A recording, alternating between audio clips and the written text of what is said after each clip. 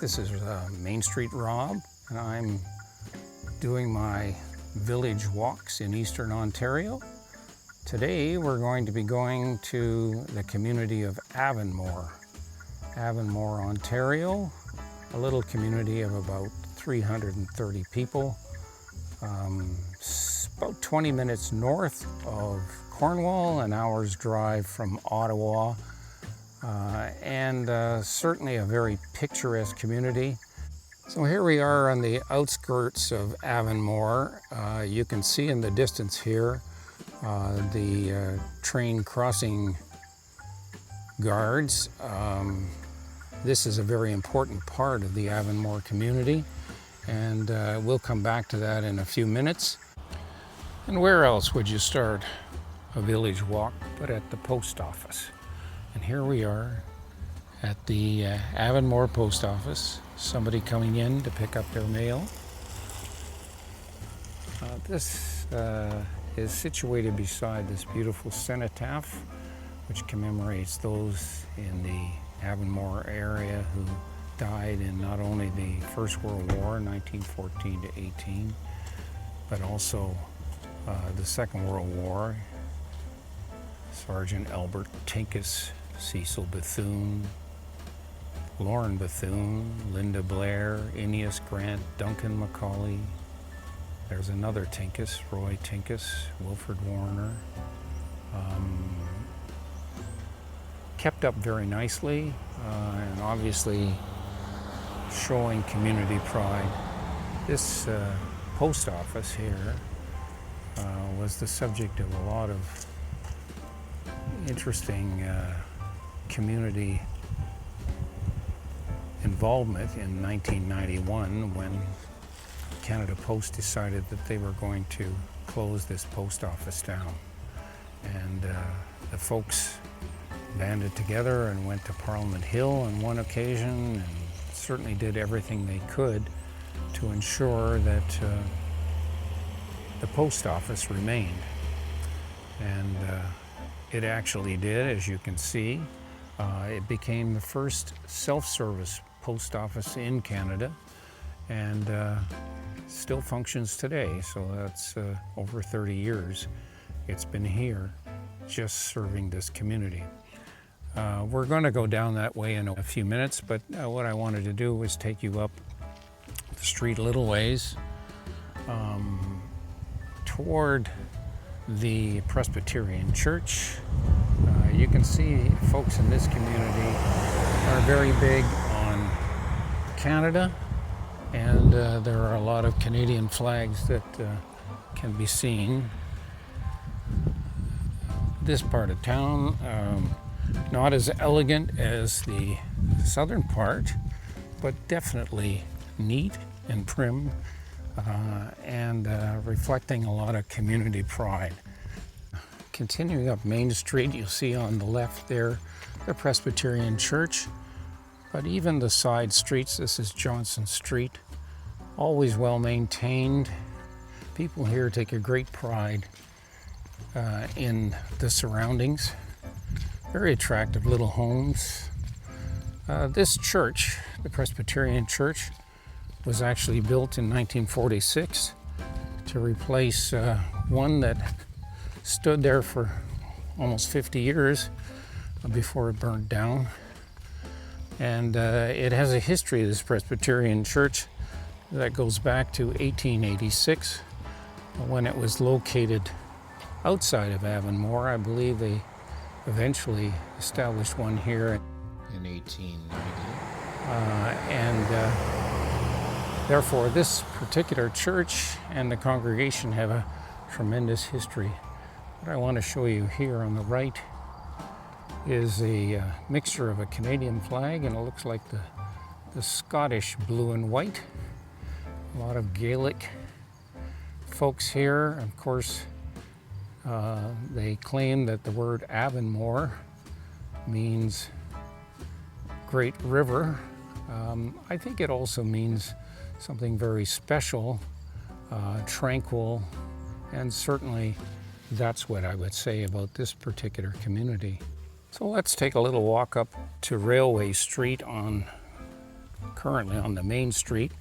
You can see in the distance the CPR railway crossing, and let's just go and take a look over there first of all. Still houses sitting here right by the tracks. Over in this area, we're going to talk about that in a minute. Not too much development. Oh, here comes a train. It's a busy, busy intersection, that's for sure. There was a train there not too long ago. I'm going to cross to the other side. We'll get a first-hand look at this train going by.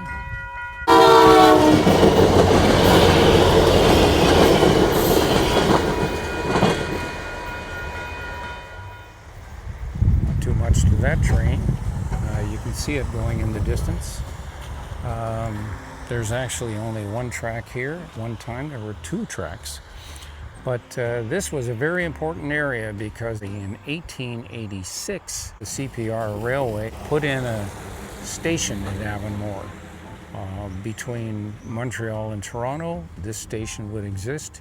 And as a result, this area right here became a busy area. What you would see is the station on this side, I believe, and the hotel, the Grand Union Hotel, 3-story high, magnificent hotel at the time. Lasted for 80 years, actually. There was a station master's house. There was stockyards, railway yards of all descriptions, sidings. And if we look north from the tracks here on the left, I'm not sure it's related, but Elias Shaver did have a grist mill located there. You would also have milk, you would have eggs, all kinds of dairy products. This was a wonderful thing for Avonmore because suddenly the population boomed, the land prices escalated dramatically, and by 1900 you had even specialty stores such as jewelry stores and furniture stores.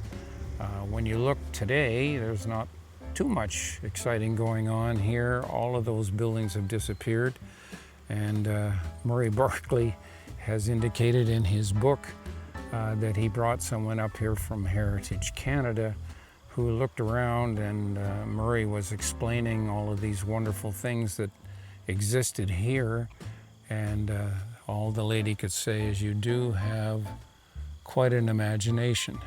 And I think imagination is all you can really have at this stage, as all of those remnants are no longer here, and what you really have are the memories of a bygone era. I don't know whether you can picture it, but and certainly I can't because of my background, but there was a high school here in Avonmore, established in 1913, and the way the kids got to school was they hopped on the train, they would get off here in the morning, and they would go to school. And in the evening, the train would take them home. There were 4 mail drops here a day, and it was a very, very busy spot. So as we walk south by the post office, you'll see that red brick building there in the foreground, but also, unfortunately, you're going to see a building that burnt down just recently, and therefore you have some pretty ugly scars. But that location was the location of Oscar Fulton's general store. It goes back a long time here to 1864. And what happened in 1864, where you see the drugstore there, a fellow named Elias Shaver set up his blacksmith shop, and a tannery as well. And this is where the first post office actually was, in Avonmore. Obviously this street is not what it used to be, but there are a lot of interesting things that happen, as well as being this current drugstore was in fact a bank in Nova Scotia, which is no longer here in the community. What I want to do is I want to turn over here, show you. This is called the Beggs Block by Murray Barclay. This is Barclay's General Store actually, but as we turn here, we'll look down the street, which is Fairview Drive, and this is where the early beginnings of this community were. A fellow named John Huff was the founder of Avonmore in 1842, not quite in this area. He's established his first cabin east of here, and in 1950 he actually established a house and began a community, and he called this community Huff's Corners. In 1903 they built this particular building. That was the Bank of Ottawa. It had a huge vault in it, and it was 8 feet by 8 feet, and it was deemed to be impregnable. It was only in 1956 that someone actually tried to break into that vault with acetylene torches, only to be, I guess, captured in the act. At that time, it was no longer the Bank of Ottawa, it was the Bank of Nova Scotia. So you can see that the Bank of Nova Scotia was actually located there, and then over here across the street.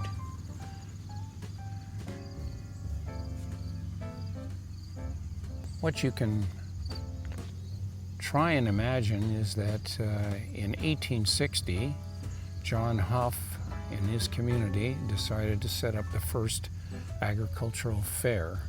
And so actually on the street, and probably very close to this location, he established the fair. But the fair was really on the street. They brought in all kinds of livestock, and everyone from around the area came to see what was going on. It was the first Avonmore Fair, which has gone through a number of iterations since then. We'll talk a little bit about that more in a few minutes. And there is Barclay's General Store, somebody actually going in at this point in time. They're sold out of flowers at the flower cart, but this has a long history here in Avonmore. You can see it's a 2-story building, but in 1908, Willis Barclay took over this particular property. He rented it and established a general store. And of course, we talked about Oscar Fulton's General Store, which is kitty corner really. But at that time, there were so many products and things that you could offer that Willis Barclay started to make a very good living here, serving the community in Avonmore. In fact, through 3 generations, Murray actually sold the property in 2014. It lasted as a grocery store for over 100 years under that family, but it's still going. As you can see, the man is just bringing out some eggs. I'm just going to walk over here. You can get some sense of the old school worms that are offered here. There's absolutely everything, but I want to just peek up there by the beer store sign in the LCBO so that you can see the Independent Order of Odd Fellows. Anyway, the IOOF, but a hall that was available only to members of the IOOF. And in there, we have found over the years that they have a tin ceiling, an ornate ceiling, wood paneling that's magnificent. And it's really a beautiful location. It was eventually changed because the IOF set up their own building across the street where I am now. But then for a short period, it was the home of the United Farmers of Ontario. And since that time, since about 1923, it was the upstairs for Barclays General Store. It was a storage location. Now, as you can see here, there's nothing overly impressive except its history and its hardwood floors and its many, many products. Don Heron, for the 150th anniversary of Avonmore, came out as Charlie Farquharson. Some of you may remember Charlie Farquharson from his TV days. And he said that it's the only place that he would know where pressed meats would sit comfortably next to rubber boots. And Charlie felt, though, that this was one of the greatest stores he'd been in. And as I look down this way, and we'll come back, these are the magnificent homes. You can see the maple trees hanging over. These are the vestiges of the CPR days. So we're just going to walk up to the Avonmore Fairgrounds, the Roxborough Society Agricultural Exhibition. And you can see up this way. Lost the sidewalk, so I have to be a little careful. Maybe I'll come to this side of the street. Once again, though, you see beautiful homes, just lovely maple trees. There's a home in the distance back there. It's just absolutely gorgeous setting here. And as we come up here, behind those trees, oh, there's a good spot right there. That's part of the Avonmore Fair. You can see the barn that is used at an exhibition hall. You can see the fences keep certain livestock in. When the fair is on, it is a well-attended fair. And it's been going now since, of course, 1860, but after 1860, when John Huff had it on the main street, well, on Fairview Drive, it went to a number of other locations, but it came back here to Avonmore in 1885. And in that particular year, the fair was a huge success. There was much liquor to be had, and as is the case even in modern times with beer tents, people had a wonderful time drinking, of course, but the Blue Ribbon Society here in Avonmore were very much against drinking, came out to try and discourage it. But by popular demand, it came back in 1886 and has been going here in Avonmore ever since.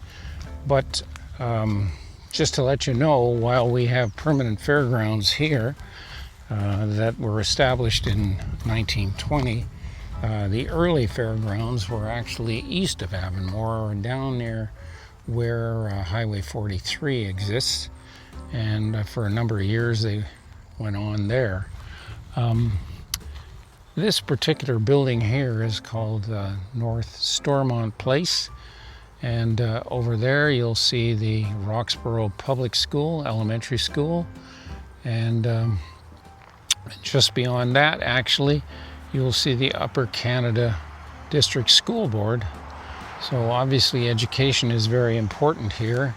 The Upper Canada District School Board serves many communities in Stormont, Dundas, Glengarry. This particular building, very attractive, serves for the fair as well with food and so on. Has a medical clinic. You can hardly see the sign. Not too active today from what I can see. It has the SDG library, and it has a number of community events facilities where you could have perhaps a wedding or more likely a meeting, and very attractive building, much like the rest of Avonmore. North Stormont Place, and across the street again, some of these beautiful homes. What we're going to do is we're going to walk down now to the site of the old high school, built in 1913, the Avonmore High School, where some of the students came in by train. Certainly was an important part of this community, and again, part of that railway boom. Now, as I walk up here to Augusta Street, which is where we're going to go, down towards the old site of the high school, I just wanted to say that John Huff established a sawmill here on the Payne River. And I happen to know that the Payne River flows south of Avonmore, but I have not been able to find out where the Payne River is in Avonmore today. And so I'm wondering if the farmers have rerouted some of that, and maybe perhaps the Payne River is now just a single river running from near Chrysler off the South Nation River through Finch and south of Highway 43. But definitely, I'm not sure where John Huff's sawmill actually was. Now in the distance you can see the Avonmore pool. It is a community pool. They're very lucky to have an in-ground pool here. Many of the communities do not have such a thing. But as you can see, also in the distance over there, a wonderful tot lot. Really exciting things. Some boys are playing basketball over there. And I'm looking to see where the old high school actually was.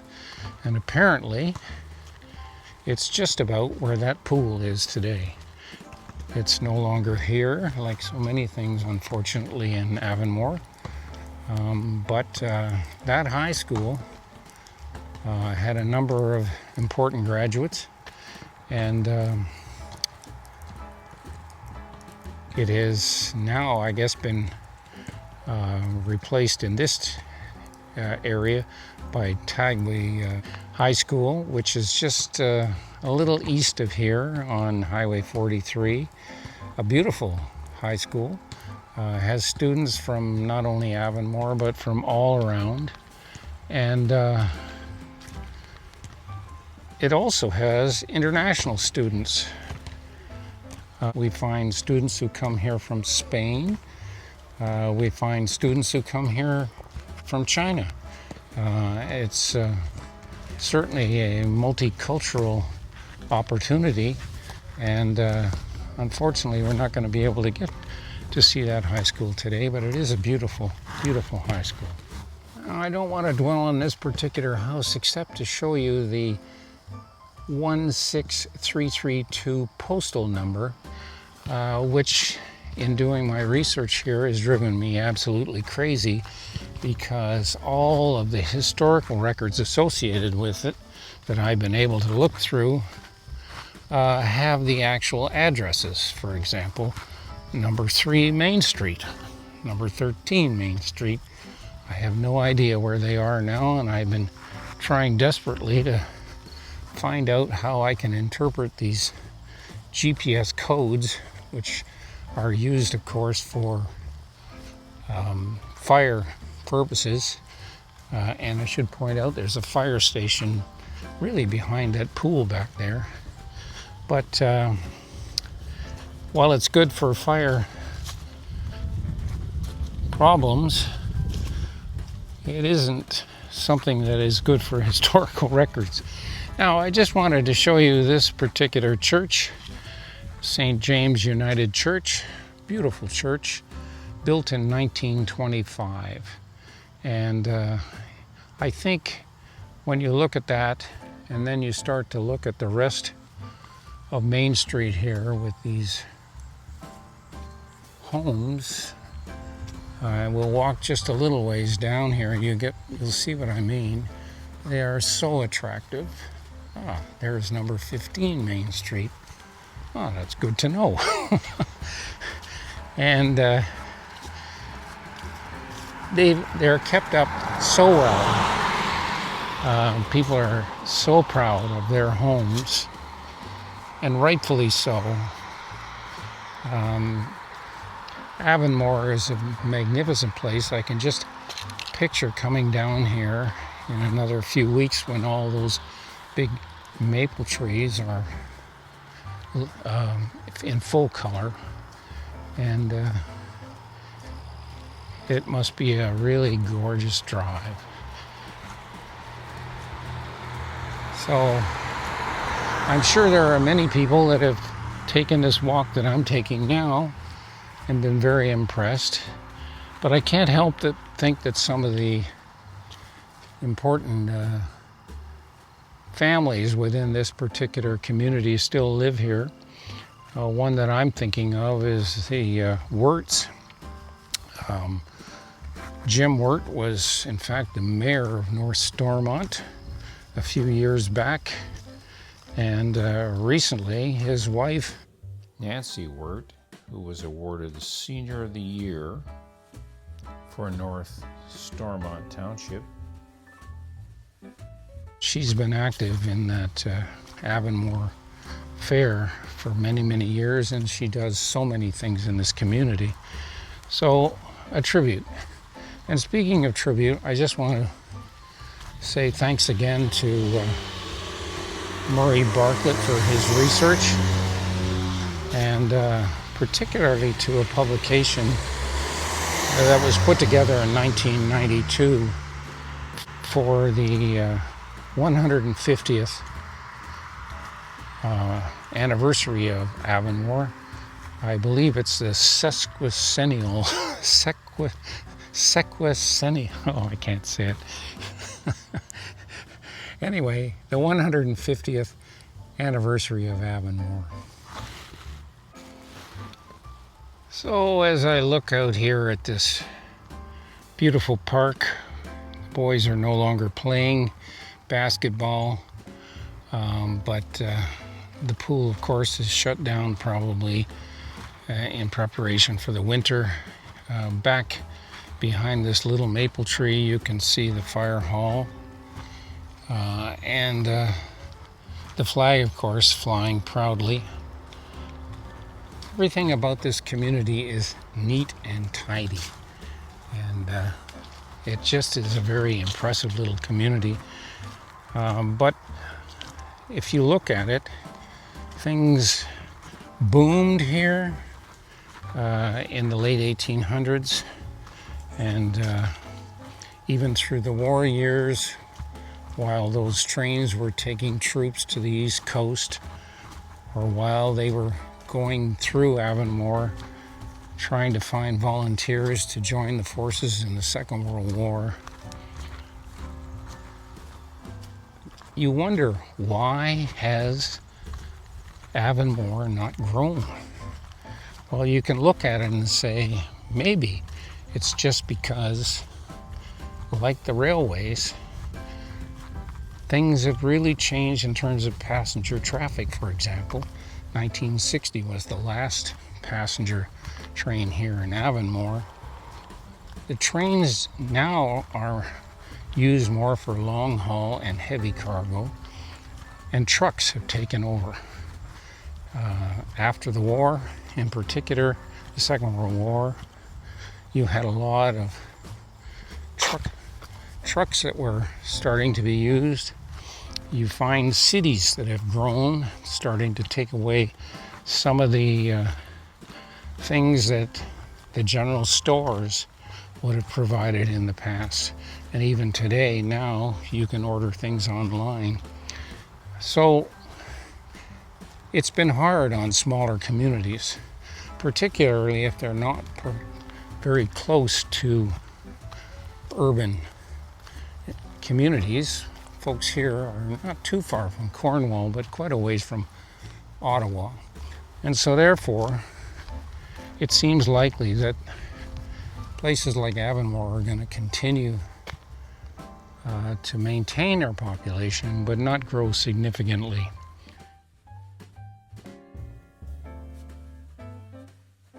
I thought before we leave Avonmore, we need to do a little back roads rob. And I've come out here today to the Avonmore Berry Farm. And I really wanted to show you not only the farm, but a little bit of the surrounding countryside here. So we're just going to look down the road here for a minute. I just want you to realize that these are magnificent roads. You will not find roads like this anywhere in the city. Even on the major highways, they're always in wonderful shape around here. And just as I cross the road without being run over by a milk truck, you can see the beans here getting ready to be harvested. It's a lovely farm over there in the distance. And everything about this part of the country is really great farmland. You can see the trees here in the distance are starting to change color. Over here, this is the Avonmore Berry Farm. It's not a huge farm, but they intensively cultivate it. And it's actually up on the hill. I don't know whether you can see in the distance the barn structure that they have that covers their equipment and some hay. But this family has been operating this farm since 1981. I think they've been more in the commercial vein since 1991. So let's just take a look while we're here. This is the Avonmore Berry Farm entrance. You can see it's open today, 9 to 5. But in the distance, pick your own apples, different types of apples, and they'll be picking them this time of year. You actually see a little corn over there. They must have their corn. And what they've done is they've branched out. They have a number of locations in different parts of the area where they now sell vegetables. You can see more apples down here. I believe that's the farmhouse there, the Phillips farmhouse. But we'll take a quick walk in here. Oh, and there's the dogs. Hello. So I don't have Cobber today, but these two dogs, obviously farm dogs, two golden retrievers that are probably the friendliest dogs you're going to find, one with a cob of corn in his mouth. But they had to greet me. Over there, you'll see the barn with a sign that says the pantry. In there, the ladies cook up pies in the morning, I think. They also have strawberry shortcakes. And in that pantry, you'll find all kinds of goodies, including vegetables. Not too many folks here this time of day. And last night, of course, it rained, thankfully. But over here on the weekend, these tractors will be hitching up a wagon, and they'll be taking the families down there to pick apples. And just beyond that place in the distance, they also have pumpkins. I don't think you can see them, but I see a spot of orange in the distance. And of course, you can see as you look here, orange pumpkins sitting out. And this is the parking lot. If you come here on a weekend, it is probably jam-packed. Still, it's a wonderful place to bring families. You can see the area here where kids can play. They have their pictures taken as sheep, for example. But they have everything, including this barn, which is full of hay. And the kids have an old tire which they can frolic on. It's a wonderful, wonderful place. Take a quick peek here. You can see they've got strawberries, peppers, onions, beans, asparagus, peas, potatoes, garlic, and carrots right now here in the pantry. And of course, they've got boxes full of different colored pumpkins. Amazingly well done. And every family loves to come here.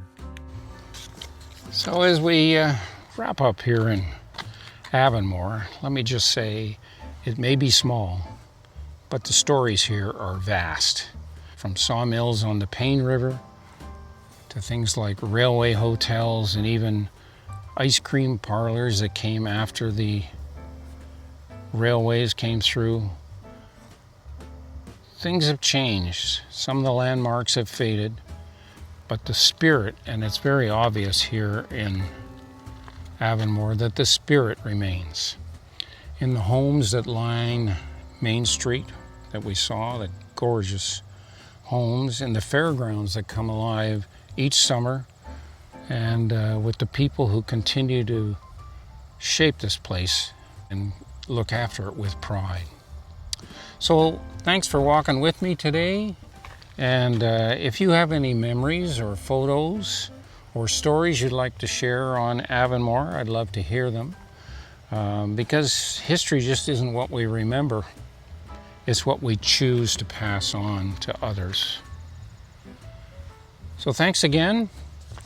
We'll see you in the next few weeks for another village walk. This is Main Street Rob. If you're looking for information on my website, I'll be writing something on Avonmore, so stay tuned, mainstreetrob.com.